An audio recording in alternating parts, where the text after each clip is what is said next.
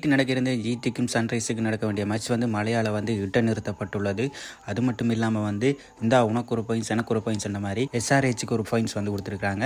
அதே மாதிரி ஜிடிக்கும் அதே மாதிரி இன்னொரு பாயிண்ட்ஸும் கொடுத்துருக்காங்க.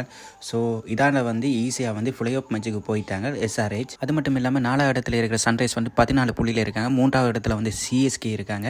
இப்போ ஒரு பாயிண்ட்ஸ் கொடுத்தபடியாக 14 புள்ளியிலிருந்து 15 புள்ளிக்கு வந்துட்டாங்க சன்ரைஸ். இப்போ 3வது இடத்துல இருக்காங்க சன்ரைஸ். சிஎஸ்கே இப்போ 4வது இடத்துக்கு தள்ளப்பட்டுட்டாங்க. அது மட்டும் இல்லாமல் கேகேஆரும் ராஜஸ்தானும் எஸ்ஆர்ஹெச்சும் ஃப்ளை ஆஃப் மேட்சுக்குள்ளே போயிட்டாங்க. அடுத்த 4வது இடத்துக்கு ஆர்சிபியா சிஎஸ்கே அந்த போட்டி தான் இப்போ நடந்து கொண்டு இருக்குது. வார சனிக்கிழமை 7:30 ஸ்டார்ட் ஆகிருக்கிற சிஎஸ்கே ஆர்சிபி மேட்ச்சில் கண்டிப்பாக ஆர்சிபி வெண்டே ஆகணும். ஆர்சிபி வெண்டா தான் 4வது இடத்துக்கு ஃப்ளை ஆஃபுக்குள்ளே போவாங்க. அப்படி இல்லாட்டிக்கு வெளியே போயிடுவாங்க. அதே மாதிரி தான் இந்த போட்டியில் சிஎஸ்கேயும் வெண்டே ஆகணும். அதே மாதிரி அவங்களும் சிஎஸ்கே வெண்டா தான் ஃப்ளை ஆஃப் மேட்சுக்குள்ளே போவாங்க. அது மட்டும் இல்லாமல் சிஎஸ்கேக்கும் ஆர்சிபிக்கும் நடக்க வேண்டிய மேட்ச்சில் யார் வின் பண்ணுறாங்களோ அவங்கலாம் ஃப்ளை ஆஃப் மேட்சுக்கு போவாங்க. தோக்குறவங்க அலைக்கா விட்டு போக வேண்டியதான்.